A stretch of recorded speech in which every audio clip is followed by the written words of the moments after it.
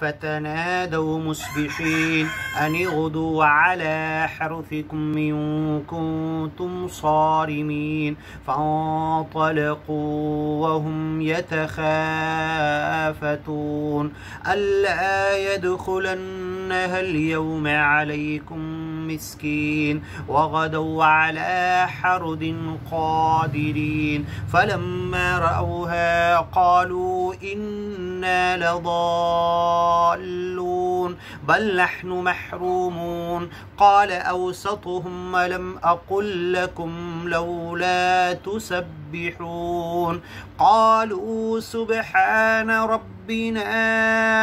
إنا كنا ظالمين فأقبل بعضهم على بعض يتلاومون قالوا يا ويلنا إنا كنا طاغين عسى ربنا أن يبدلنا خيرا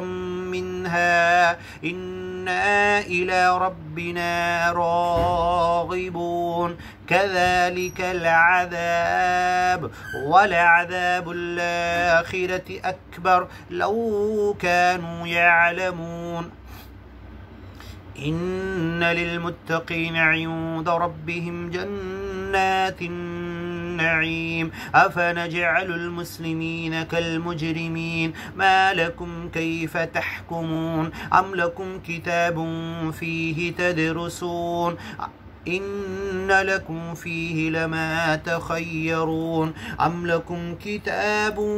فيه تدرسون إن لكم فيه لما تخيرون أم لكم أيمان علينا بالغة إلى يوم القيامة إن لكم لما تحكمون سلهم أيهم بذلك زعيم أم لهم شركاء فليأتوا بشركائهم إن كانوا صادقين يوم يكشف عن ساق ويدعون إلى السجود فلا يستطيعون خاشعة أبصارهم وترهقهم ذلة وقد كانوا يدعون إلى السجود وهم سالمون فذرني ومن يكذب بهذا الحديث سنستدرجهم من حيث لا يعلمون وأملي لهم إن كيدي متين وأملي لهم إن كيدي متين أم تسألهم أجرا فهم من مغرم مثقلون أم عندهم الغيب فهم يكتبون فاصبر لحكم ربك ولا تكن كصاحب الحوت إذ نادى وهو مكظوم لولا أن تداركه نعمة من ربه لنبذ بالعراء وهو مذموم فاجتباه ربه فجعله